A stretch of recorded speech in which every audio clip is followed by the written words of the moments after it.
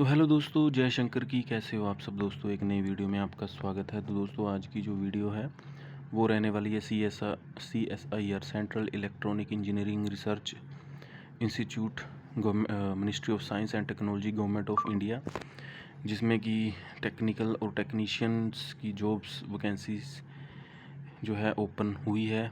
ठीक है, तो वीडियो को एंड तक वॉच करें और जो नए आए हैं प्लीज़ चैनल को सब्सक्राइब करना बिल्कुल भी ना भूलें और गवर्नमेंट जॉब्स की नोटिफिकेशन के लिए हमारे चैनल को सब्सक्राइब कर लें और इस वीडियो को भी लोगों के साथ शेयर करना बिल्कुल भी ना भूलें। तो चलिए वीडियो की शुरुआत करते हैं।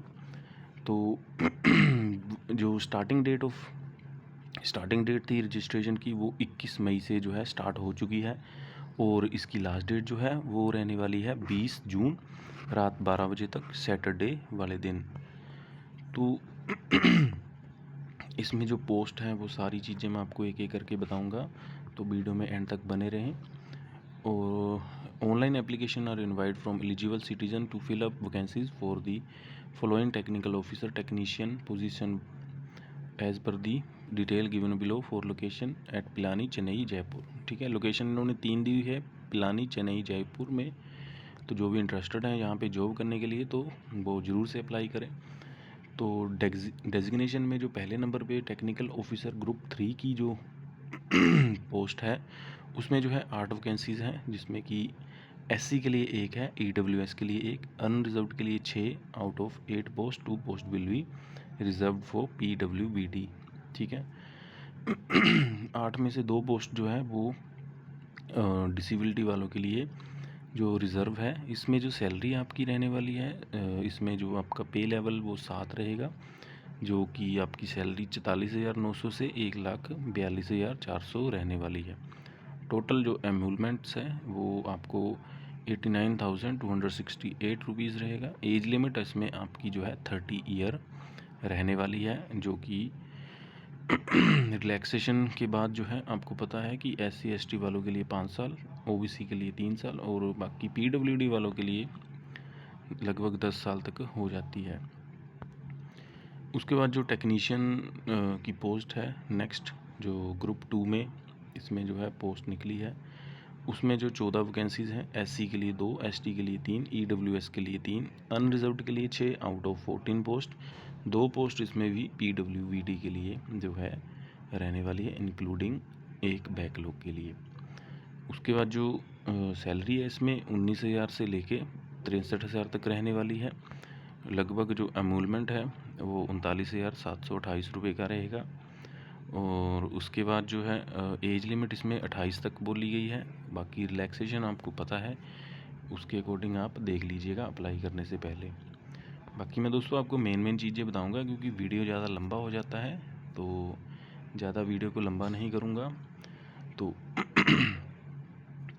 जो पोस्ट दी गई हैं एजुकेशन उसमें कौन सी रहेगी, पहले जो है टेक्निकल ऑफिसर फिज़िक्स इलेक्ट्रॉनिक है, जिसमें पोस्ट जो है आपको बताई थी मैंने, अनरिजर्व्ड के लिए 5, EWS के लिए 1, SC के लिए 1।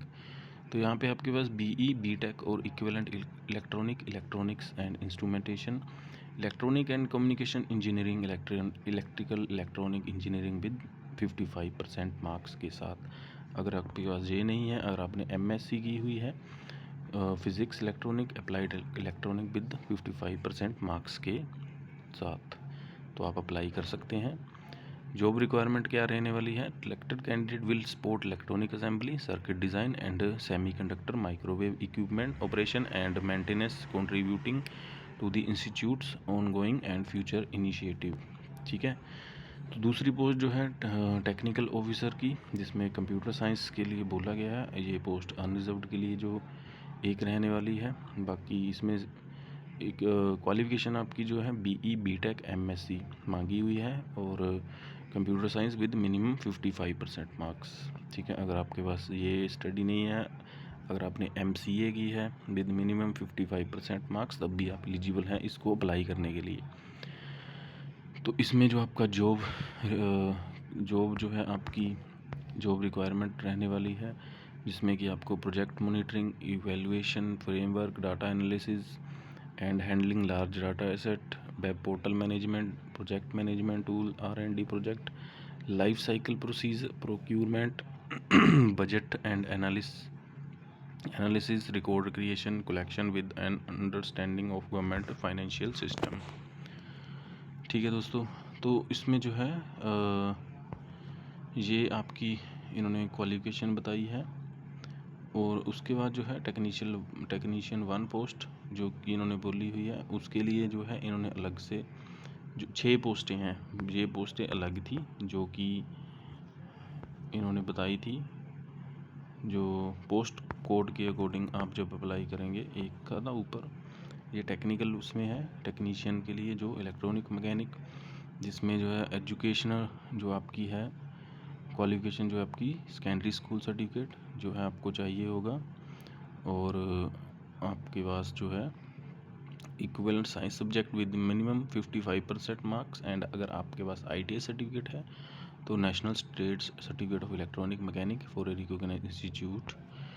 Secondary school certificate 10th standard जो है इन्होंने इसमें बोला है 2 year full time experience apprentice trainee in electronic mechanics. इन्होंने ऑप्शंस दिए हैं, आप देख लीजिएगा जो भी आपके पास जो है आपको जो भी आपकी क्राइटेरिया के साथ मैच करता हो आप उसके थ्रू अप्लाई कर लीजिएगा। ठीक है, इसमें जो है आपकी जॉब रिक्वायरमेंट क्या रहने वाली है। The selected candidate will assist in laboratory related work assigned by reporting officer group head, work including laboratory maintenance, soldering circuit assembly, measurement ETC। उसके बाद technician, electrician, wireman, electrical fitter. ठीक है, तो जो इन्होंने पोस्ट दी हुई है ना, ऊपर नाम लिखा है, तो उसके बाद जो है उसमें कौन कौन से ट्रेड में आपके पास जो है होनी चाहिए आपकी क्वालिफिकेशन, उसके हिसाब से इन्होंने सारी चीज़ें क्लियर की हुई हैं। तो आप ध्यान से, अगर आपको वीडियो में समझ नहीं आता तो कमेंट बॉक्स में कमेंट कर दीजिएगा। बाकी मैं आपको PDF का लिंक भी जो है आपको दे दूँगा डिस्क्रिप्शन बॉक्स में, आप वहाँ से जाके आप वहाँ से जाके चेक कर सकते हैं। ठीक है, आप इसको PDF को दोबारा से भर सकते हैं। उसके बाद जो है इसमें सेकेंडरी स्कूल सर्टिफिकेट चाहिए, 10th स्टैंडर्ड होना चाहिए, और equivalent with science subject with minimum 55% marks. बाकी सेम वही चीज़ ITI सर्टिफिकेट। और उसके बाद जो secondary certificate SSC 10th standard. उसके बाद जो है इसमें 2 साल का जो है एक्सपीरियंस मांगा है। और अगर आप secondary school certificate 10th standard, equivalent science subject with minimum 55% marks, 3 year of work experience in electrician, wireman, electrical fitter in a ministry, department, organization, public sector undertaking, autonomous body under government of India। तो इसमें जो है selected candidate will in assist electrical related activity of the institute। उसके बाद technician, mason, building construction constructor, उसमें भी जो है 10th standard 50% 5 marks, ITI certificate और national state trade certificate. Mason के लिए जो है building constructor from a recognised institute. उसके बाद जो है the selected candidate will assist in civil work in institute. उसके बाद ड्राफ्टमैन की है, सेम वही चीज़, आपके पास 55% मार्क्स होने चाहिए, ITI certificate, national state trade certificate, draftsman civil from a recognised university. उसके बाद जो है same the selected candidate will assist to make the civil drawing and other. ठीक है, उसके बाद जो है general information, condition for the post technic officer, mode of examination जो है आपका रहने वाला है पेपर 1, 2, 3, 3 आपके पेपर होंगे। उसके बाद जो है आपकी मेरिट लिस्ट बनेगी जो भी क्लियर करता है। सिलेक्शन प्रोसेस जो है आपका क्या रहेगा, receive the within the stipulated last date will be screened by duly constituted screening committee. The screening committee may adopt its own criteria for shortlisting the candidate to be called trade test. The candidate as recommended by the screening committee shall be invited for a trade test in the relevant respective trade which will be qualifying in nature. The syllabus of the trade test for the respective trade competitive written examination will be notified in due courses of the time in the official website of the institute। जो कि website है वो भी मैं आपको दे दूँगा। ठीक है, आप वहाँ से जाके अप्लाई करने के लिए यहाँ से अप्लाई कर लीजिएगा।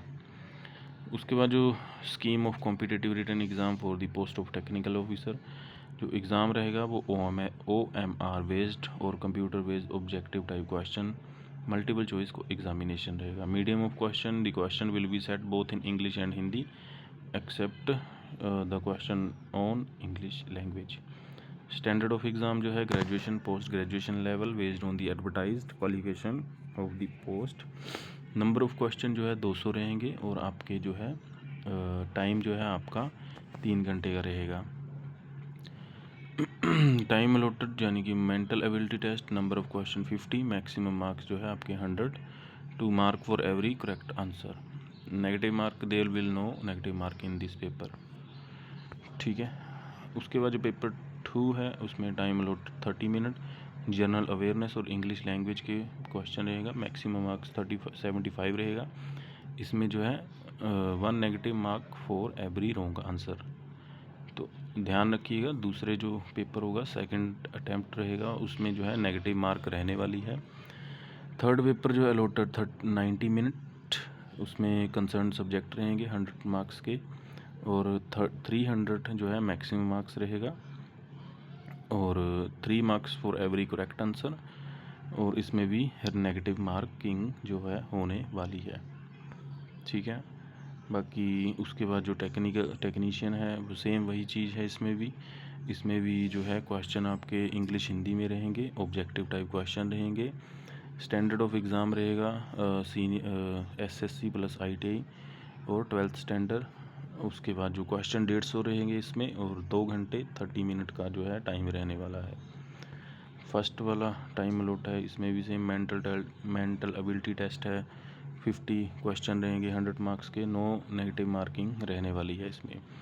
सेकंड अटैम्प्ट में भी जो है आपके 25 क्वेश्चन रहेंगे और 75 मार्क्स के, नेगेटिव मार्किंग इसमें भी रहने वाली है। थर्ड अटैम्प्ट में कंसर्न सब्जेक्ट रहेंगे 50 मार्क्स के, मैक्सिमम मार्क्स जो है आपके जो है 150 रहेगा और इसमें भी नेगेटिव मार्किंग रहेगी, ठीक है। एज लिमिट जो है आपकी 18 होनी चाहिए, मतलब मिनिमम 18, और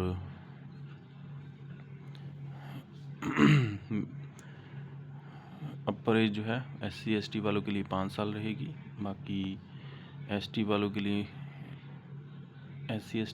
5 साल, OBC के लिए 3 साल, और जो बाकी होते हैं अपने PWD वालों के लिए आपको पता है 10 साल तक जो है ये कर लेंगे। उसके बाद जो है अप्लाई करने के लिए आपको जो है वेबसाइट के ऊपर जाना है और इन्होंने साफ साफ बोला कि no other mode of application will be entertain, आपको ऑनलाइन अप्लाई करना पड़ेगा। और इसमें जो फ़ीस जो है आपकी 500 रुपये रहने वाली है और लास्ट डेट जो है वो 20 जून रहेगी। और जो आपको इसमें अप्लाई करने के लिए फ़ीस जो लगेगी उसका जो है ड्राफ्ट बनेगा, जिसमें कि bank name state bank of India, account number जो है और IFSC कोड, ब्रांच नेम, वो सारी चीज़ें इसमें बताई गई हैं। तो आप ध्यान से भर के फॉर्म अप्लाई करें। बाकी आपको डॉक्यूमेंट जो भी अप्लाई करने हैं उसके लिए जो डॉक्यूमेंट लगेंगे वो सारी चीज़ें इसमें बताई हैं। 10th सर्टिफिकेट, 10th मार्कशीट जो है, डेट ऑफ बर्थ के लिए 10th सर्टिफिकेट रहेगा। उसके बाद इंटरमीडिएट रहेगा 12th certificate, BE BTech MSc MCA ITI certificate और कास्ट का सर्टिफिकेट लगेगा। अगर PWBD से हैं तो उसका सर्टिफिकेट लगेगा। जब भी आप अप्लाई करें तो ये चीज़ें ध्यान में रखें। और एक्सपीरियंस सर्टिफिकेट रहेगा। उसके बाद जो है नो ऑब्जेक्शन सर्टिफिकेट रहेगा, ठीक है। बाकी अप्लाई करने के लिए इनकी जो वेबसाइट है www.ceeri.res.in के ऊपर जाके जो है आप अप्लाई कर सकते हैं। बाकी वीडियो में कोई चीज़ समझ ना लगी हो तो आप प्लीज़ कमेंट बॉक्स में कमेंट करें। बाकी गवर्नमेंट जॉब्स की वीडियो के लिए हमारे चैनल को सब्सक्राइब करना बिल्कुल भी ना भूलें। तो मिलते हैं अगली वीडियो में एक नई जॉब वैकेंसी के साथ। जय शंकर की, हर हर महादेव।